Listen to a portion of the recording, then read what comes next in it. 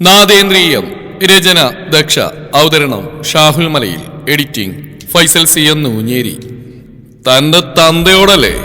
അവൻ അയാളെ നോക്കി യാതൊരു ഭാവഭേദവും കൂടാതെ ചോദിച്ചു. അത് കേട്ടതും അയാൾ അവനൊന്ന് പല്ലടിച്ച് നോക്കി. എന്താ തന്റെ തന്ത ഇതല്ലേ? അയാൾ അടുത്ത നിമിഷം അലറി വിളിച്ചുകൊണ്ട് അവനെ കോൾ കയറി പിടിച്ചു. താനിങ്ങനെ ചാടാതെടോ ശങ്കരൻ തമ്പിയുടെ മോനെ, ഞാനൊരു തമാശ പറഞ്ഞല്ലേ, അതിനിങ്ങനെ ക്ഷോഭിച്ചാലെങ്ങനെയാ? അവൻ അയാളെ നോക്കി ഒരു ചിരിയോടെ ചോദിച്ചുകൊണ്ട് ആ കൈകൾ തന്റെ ഷർട്ടിന്റെ കോളിൽ നിന്ന് എടുത്തു മാറ്റി. നീ ഈ ചെയ്യുന്നതിനൊക്കെ ഒരു ദിവസം ചങ്ക് പൊട്ടി കരയേണ്ടി വരും മേഘനാഥ. ശിവശങ്കരൻ തമ്പി തനിക്ക് മുമ്പിൽ ഒരു പുച്ഛഭാവം എടുത്തണിഞ്ഞ് നിൽക്കുന്നവർ നോക്കി ഉറച്ച സ്വരത്തിൽ പറഞ്ഞു. ആ കണ്ണുനീരൊരിക്കലും താൻ കാണാവരുതെന്ന് താൻ പ്രാർത്ഥിച്ചോ? അങ്ങനെ ആണച്ചാ പിന്നെ തന്നെ ഓർത്ത് കണ്ണീരൊഴിക്കാൻ പോലും ഒന്നിനെയും മേഘനാഥൻ ബാക്കി വെച്ചേക്കില്ല. അവൻ കണ്ണുകളിൽ അഗ്നി നിറച്ച അയാളെ നോക്കി മുരണ്ടുകൊണ്ട് പറഞ്ഞു. അവന്റെ കണ്ണുകളിൽ തെളിഞ്ഞു കാണുന്ന പൈശാചികത ഒരു നിമിഷം അയാളെ ഒന്ന് ഭീതിയിൽ ആഴ്ത്തുക തന്നെ ചെയ്തു. എന്നിരുന്നാൽ കൂടി അയാൾ അവന്റെ കണ്ണുകളിൽ നിന്ന് ആ നോട്ടം മാറ്റാൻ ശ്രമിച്ചതേയില്ല. ദുർഗ, അവളെ വട്ടമിട്ട് പറക്കുന്ന തന്റെ ഈ കഴുകൻ കണ്ണുകൾ, അതെന്തിനാണെങ്കിലും അത് അവസാനിപ്പിക്കുന്നത് തനിക്ക് നല്ലത്. ഇല്ലാച്ചാ കാലന് പോലും വേണ്ടാത്ത തന്റെ ഈ ജീവൻ ഞാനിങ്ങ് എടുക്കും. എന്നെ കൊണ്ട് അത് ചെയ്യിക്കരുത്. അവൻ അയാൾക്ക് നേരെ വിരൽ ചൂണ്ടിക്കൊണ്ട് ഒരു താക്കീതിന്റെ സ്വരത്തിൽ പറഞ്ഞ ശേഷം അവിടുന്ന് തിരിഞ്ഞടന്നു. അവൻ പറഞ്ഞിട്ട് പോയതത്രയും അയാളിൽ ഒരേ സമയം ഭീതിയും ക്രോധവും സൃഷ്ടിക്കുന്നവയായിരുന്നു. അച്ഛാ, ആനന്ദൻ അയാൾക്കടുത്തേക്ക് ഒന്നുകൊണ്ട് അയാളെ വിളിച്ചു. അവൻ പറഞ്ഞിട്ട് പോയത് കേട്ടില്ലേ നീ? അവളെ തൊട്ട എന്നെയും നിന്നെ ഉൾപ്പെടെ എല്ലാത്തിനെയും അവൻ നശിപ്പിക്കുമെന്ന്. അയാൾ അവൻ പോയ വഴിയെ നോക്കി ചുണ്ടുകൾ കൂട്ടിക്കൊണ്ട് പറഞ്ഞു. അങ്ങനെ സംഭവിച്ചുകൂടാ. അതിനാദ്യം അവൻ തളരണം. തനിക്ക് ചുറ്റും നടക്കുന്നത് അത്രയും ഒരു കാഴ്ചക്കാരനായി പോലും കണ്ടു നിൽക്കാൻ കഴിയാത്തത്രയും അശക്തനായി ചന്ദ്രമംഗലത്തെ മഹേശ്വര മേഘനാഥൻ മാറണം. അതിനെന്താ വേണ്ടെന്ന് എനിക്ക് നന്നായിട്ടറിയാം. അയാൾ വാക്കിൽ കുടിലത് നിറച്ചുകൊണ്ട് പറഞ്ഞു.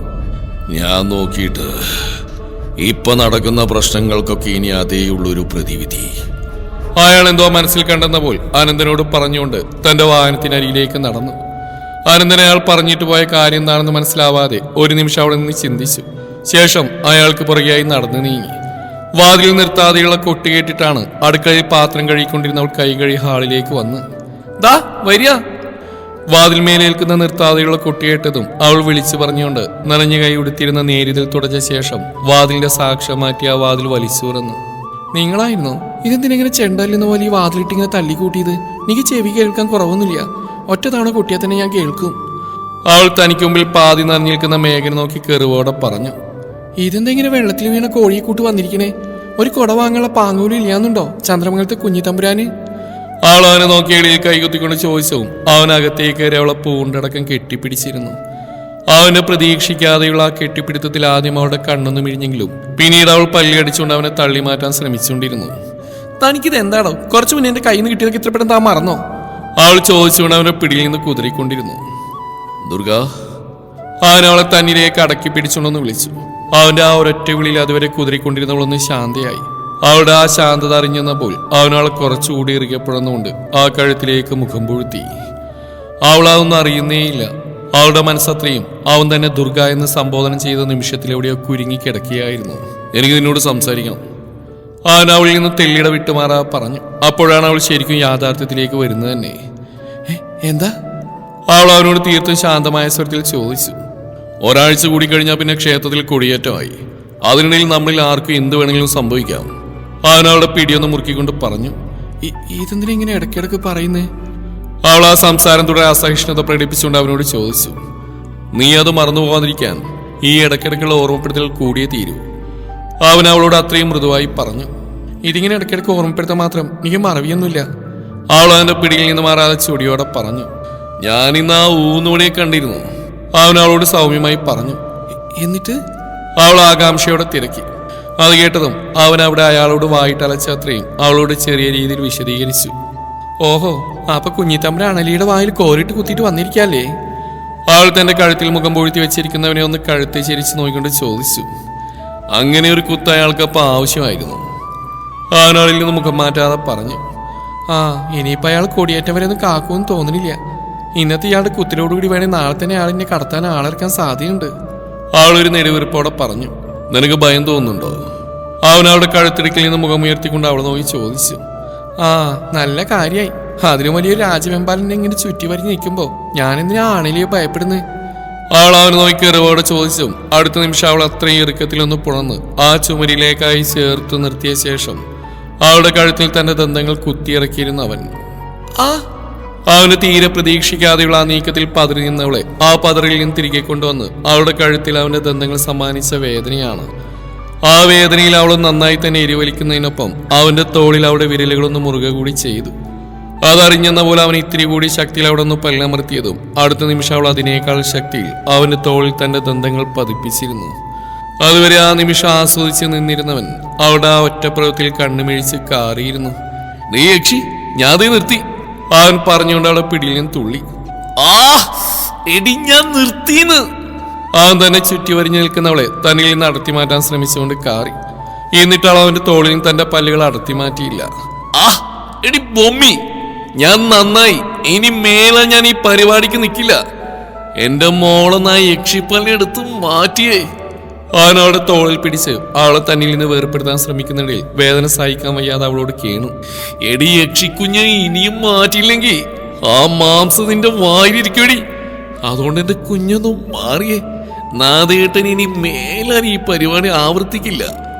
അവൻ അവളോട് കെഞ്ചിക്കൊണ്ട് നിന്നെടുത്തു നിന്നും തുള്ളിപ്പോയി. എന്നാൽ അവന്റെ ആ വേദനിച്ചുള്ള കാറൽ കേട്ടിട്ടും അവൾക്ക് വലിയ കുലുക്കൊന്നും ഉണ്ടായിരുന്നില്ല.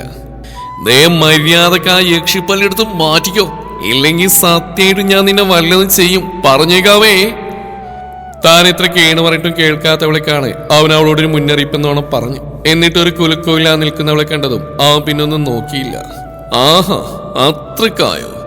അവൻ പറഞ്ഞുകൊണ്ട് അവൾ ഒരിക്കൽ കൂടി ആ ചുമരിലേക്ക് വെച്ച് അമർത്തിയ ശേഷം അവളുടെ കഴുത്തിലെ പിടഞ്ഞു നിൽക്കുന്ന ഞരമ്പുകളിലൊന്നും നുണയുന്നതിനൊപ്പം ആ കൈകൾ അവിടെ നേരിയതിനിടയിലൂടെ നഗ്നമാർന്ന വയറിന്റെ മാർദ്ദവും രുചിച്ചറിയാൻ തിരക്ക് കൂട്ടി തുടങ്ങിയിരുന്നു.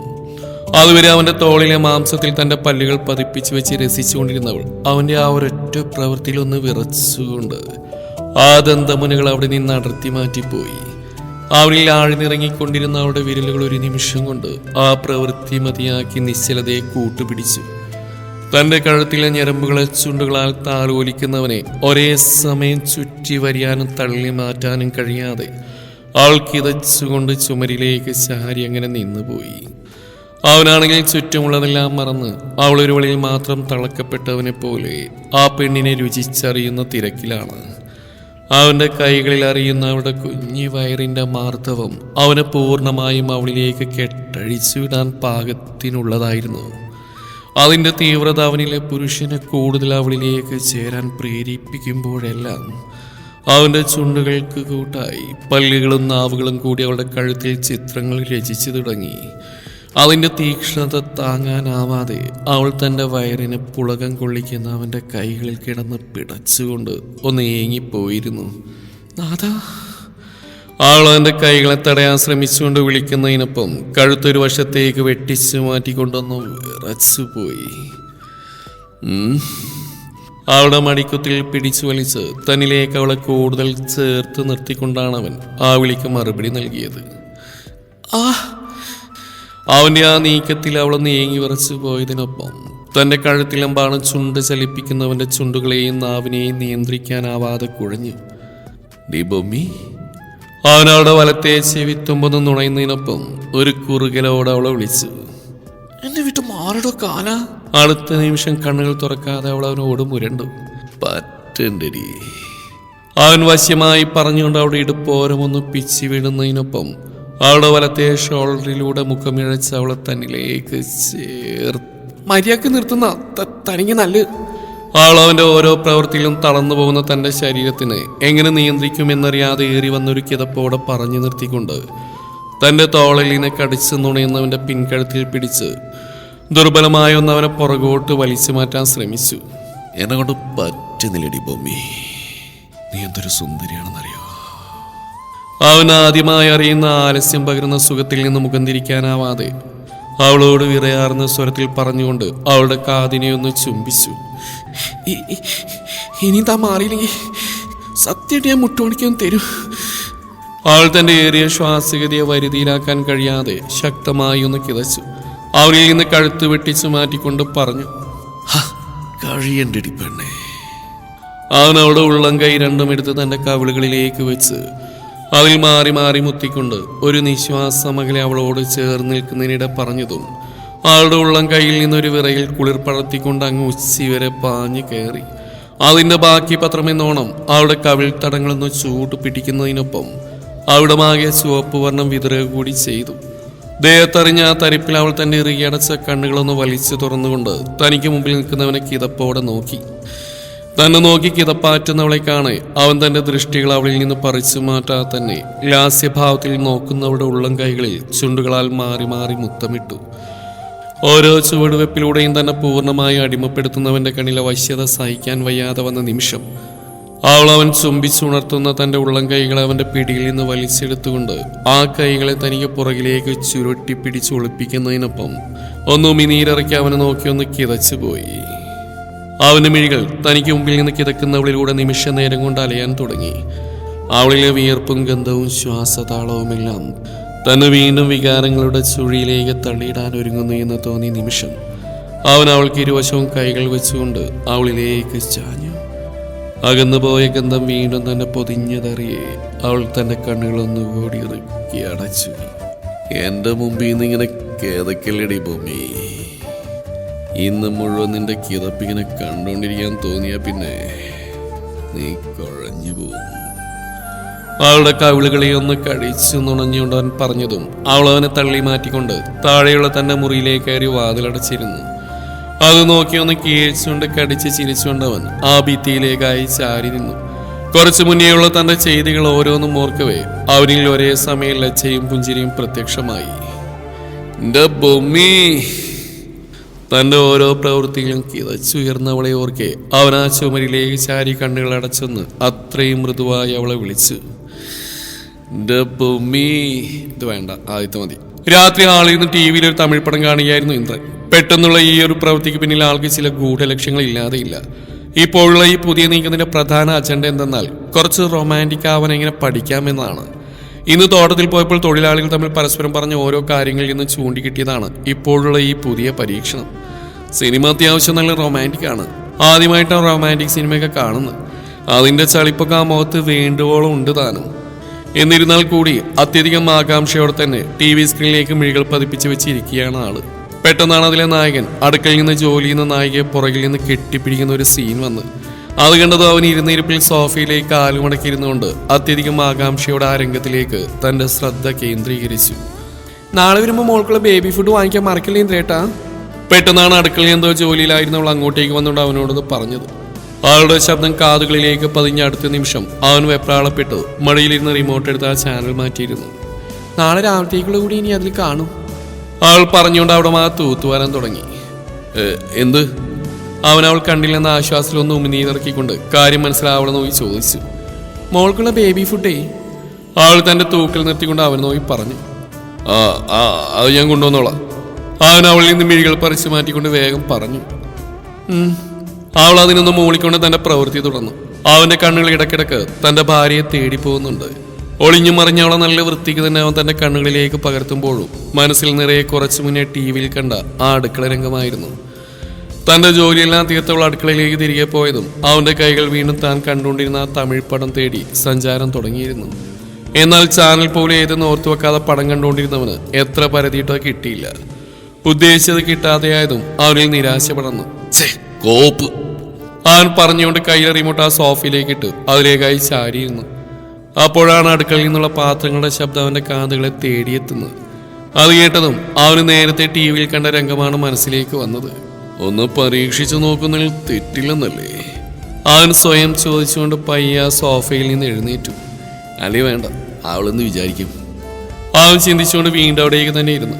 അവിടെ കിടന്ന റിമോട്ട് എടുത്ത് ചാനലുകൾ ഓരോന്നായി മാറ്റിക്കൊണ്ട് അവിടെ ഇരിപ്പുറക്കാത്തവനെ പോലെ ഇരുന്ന് ഞെളിവിരി കൊണ്ട് അങ്ങനെ ഇരിക്കുകയാണ് റോജാ സിനിമയിലെ പുതുവെള്ളൈ മഴ എന്ന ഗാനം അവന്റെ കണ്ണിലുടക്കിയത്.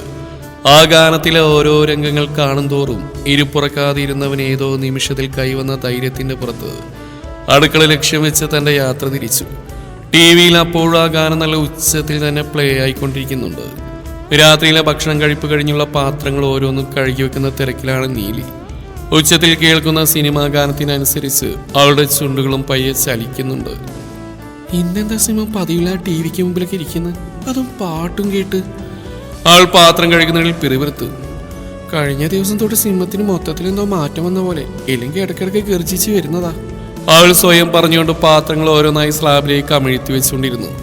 ഹാളിൽ നിന്ന് ശരവേഗത്തിൽ പോകുന്നവന്റെ വേഗത അടുക്കള വാതിൽക്കിലെത്തിയപ്പോഴേക്കും പൂർണ്ണമായും കെട്ടുപോയിരുന്നു. അവൻ അവിടെ നിന്നുകൊണ്ട് പാത്രം കഴുകുന്ന തന്റെ ഭാര്യയെ നോക്കി. രാവിലെ ചുറ്റിയ അതേ സാരിയാണ് ആളുടെ വേഷം. സാരിയുടെ അറ്റം മൊത്തമായി ആ ഇടുപ്പിലേക്ക് തിരികെ വെച്ചിട്ടുണ്ട് പെണ്ണ്. ആളുടെ നീണ്ട മുടിയകൾ മൊത്തമായി മെടഞ്ഞ് മുന്നിലേക്ക് ഇട്ടിരിക്കുന്നത് കൊണ്ട് തന്നെ ആ പുറമേനി നല്ല വ്യക്തമായിട്ട് അവന് കാണാം. ആ സിനിമയിൽ കണ്ട രംഗങ്ങൾ ഒരിക്കൽ കൂടി അവന്റെ ചിന്തകളെ കീഴ്പ്പെടുത്തിയ നിമിഷം അവൻ പയ്യെ അവൾക്കരികിലേക്ക് ചൂടുവെച്ചു. ഓരോ ചെറു ചൂടുകളായി അവൾക്കടുത്തേക്ക് വെക്കും തോറും അവന്റെ ഹൃദയം ഇപ്പോൾ പുറത്തേക്ക് ചാടുമെന്ന പോലെ മിടിക്കാൻ തുടങ്ങി. അടിവെച്ച് അവൾക്ക് തൊട്ടു പിന്നിൽ അവൻ വന്നു നിന്നു.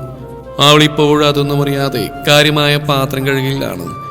അവളുടെ ചെറുതായി വിയർപ്പ് ഒടിഞ്ഞ പുറംഭാഗം കണ്ടതും അവനൊന്നറിയാതെ ഉമിനീരിറക്കി.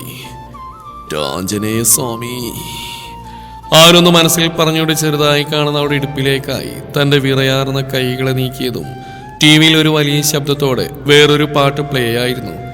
ആ ശബ്ദത്തിൽ നീലിയൊന്ന് ഞെട്ടിക്കൊണ്ട് തിരിഞ്ഞു കാണുന്നത് തനിക്ക് തൊട്ടു പിന്നിൽ തന്നെ തൊട്ടില്ലെന്ന പോലെ നിൽക്കുന്ന ഇന്ദ്രനെയാണ്.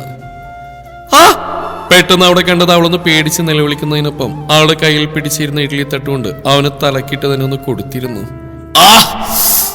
പ്രതീക്ഷിക്കാതെ കിട്ടിയ അടിയുടെ വേദനയാൽ ഒന്ന് ഇരുവലിക്കുന്നതിനൊപ്പം മുന്നിൽ നിൽക്കുന്നവളെന്ന് കണ്ണുറപ്പിച്ച് നോക്കാനോ മറന്നില്ല. തനിക്ക് മുന്നിൽ നിന്ന് നെറ്റിൽ കൈവച്ച് തന്നെ കണ്ണുകൂർപ്പിച്ച് നോക്കുന്നവനെ കാണെ അവൾ കൈവിരലുകൾ തമ്മിൽ തെരുത്തു പിടിച്ച് അവനെ നോയിക്കൊണ്ട് അറിയാതെ ഉമിനീരിറക്കിപ്പോയി. എന്തെങ്കിലും പറ്റിയേട്ടാ? തന്നെ ഇരിക്കാൻ പാത്തിൽ നിൽക്കുന്നവനെ നോക്കി അവളൊരു വിക്കലിന്റെ സ്വരത്തിൽ ചോദിച്ചു. തലയിൽ ഇഡ്ഡലി തട്ടുവെച്ച് അടിച്ചെന്റെ തല പൊട്ടിച്ചിട്ട് കാരുണ്യക്ഷി അവരെ നോക്ക് കുരുട്ടു. തനിക്ക് മുന്നിൽ ഒരു പരിങ്ങലോടെന്ന് ചോദിക്കുന്നവളെ കണ്ടതും അവൻ മനസ്സിൽ ഞൊടിഞ്ഞു.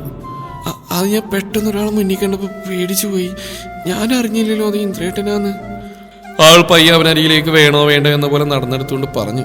അതിന് നീ എന്തിനാടി പോത്തെ എന്നെ തല തറക്കാൻ നോക്കിയത്? അവൻ തനിക്കരികിലേക്ക് അടിവെച്ച് വരുന്നവളെ നോക്കി അവൾ അടിച്ച ഭാഗം അമർത്തി ഒഴിഞ്ഞുകൊണ്ട് തിരക്കി. വേണമെന്ന് വെച്ച് ചെയ്തല്ലോ ഇന്ദ്രേട്ടൻ, ഞാൻ പുറകെ നിൽക്കുന്ന ഇന്ദ്രേട്ടനാണ് അറിഞ്ഞിരുന്നെങ്കിൽ ഞാനിങ്ങനെ ചെയ്യില്ലല്ലോ.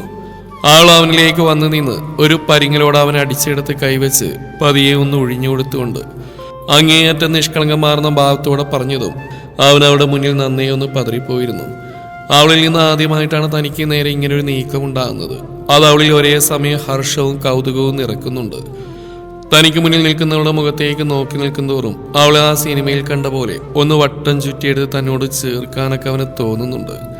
എന്നാൽ ആ തോന്നൽ ഇപ്പോൾ പ്രാവർത്തികമാക്കിയാൽ നേരത്തെ കിട്ടിയതിലും വലുത് കിട്ടിയേക്കുമോ എന്ന ചിന്ത വന്ന് മൂടിയതും അവൻ ആ തോന്നൽ പാടെ വെടിഞ്ഞുകൊണ്ട് അവളിൽ നിന്ന് കണ്ണുകൾ പറിച്ചു മാറ്റി. ഇങ്ങനൊന്ന് തുറച്ചു നോക്കില്ല ഇന്ദ്രേട്ട, സത്യമായിട്ടും അവൾ പറയാമെന്ന് മുഴുമിപ്പിക്കാൻ സമ്മതിക്കാതെ അവൻ തന്റെ വലതേ കൈ ഉയർത്തിക്കൊണ്ട് അവൾ അതിൽ നിന്ന് വിലക്കി. തുടരും ഈ കഥയുടെ ബാക്കി ഭാഗം നാളെ ഇതേ സമയം.